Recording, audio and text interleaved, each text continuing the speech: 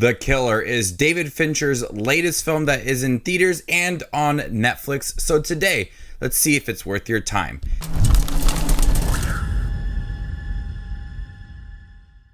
Hey everybody, my name is Justin here. I try to watch everything that hits theaters and on streaming services like Netflix. If you guys are like me, go ahead and hit that subscribe button down below and click that bell notification for more up and coming content. The fallout from an ill-fated hit pushes a professional assassin to his limits. I think David Fincher is a fantastic director, directing some of my all-time favorite films like Zodiac and Seven, Gone Girl, and I was very much looking forward to a new film from David Fincher. I have not seen a David Fincher film in theaters in quite some time, and I really wanted to see this movie in theaters. There was no theater nearby that was playing this film. I did get to check it out on Netflix, and this is another great film from David Fincher.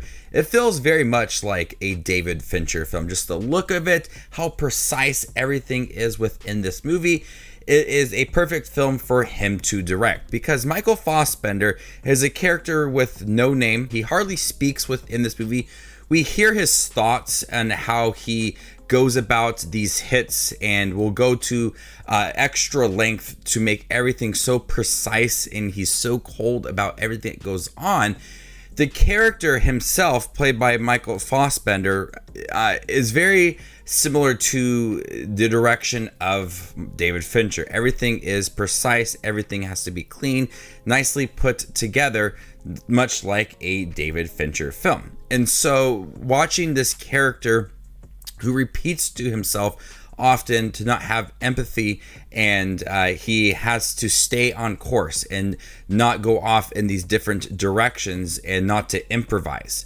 And watching this character who goes in the beginning, messes up this job, which is, I guess, highly unlikely for this character, and he starts to go down this path that he does not consider to be revenge, but he starts to target his employers within this movie. And the character is very interesting because of his thoughts and how he has to complete these jobs and be so precise with everything.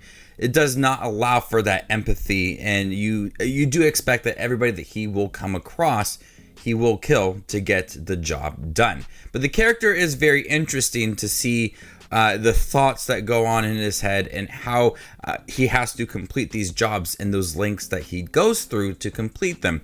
And then we get towards the end of the film. And then when you get towards the end of the film, you start to wonder if this character is going to shift. Is the character going to have this empathy towards people?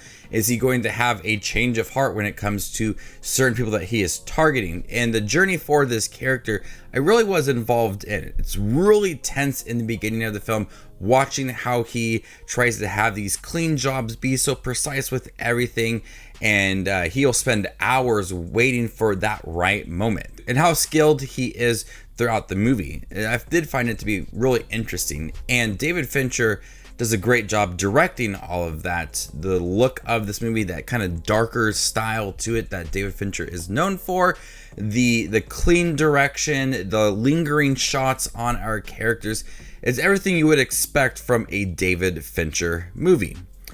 Just the way that it looks, the direction, and I love his style of direction. I have ever since I saw his first movie. I believe the first movie I ever saw from him was The Curious Case of Benjamin Button. I saw that movie in theaters, and after that, I really kind of just dived deep into his filmography. And this feels very similar to those movies, not in style of like the story, but the direction, everything from it matches what you would expect from a David Fincher movie. And Michael Fassbender is really good in here. You do feel that coldness that he has, no warmth in his heart. He's very precise about things. There's no empathy for this character. As he stares at people, the hollow moments from him, Michael Fassbender really shines in this movie. And his expressions are very limited within this movie. It's hard to just judge what he is feeling in this film, and Michael Fassbender gives a really good performance, and he's already a fabulous actor, but in this movie, just how cold he was, precise, everything had to be perfect. You really felt that from this character and performance as well. And people that he comes across, there's no time for a heart to heart or pleading for your life, he's going to kill you, and it's going to be gruesome as well. So The Killer, once again, a really good David Fincher film.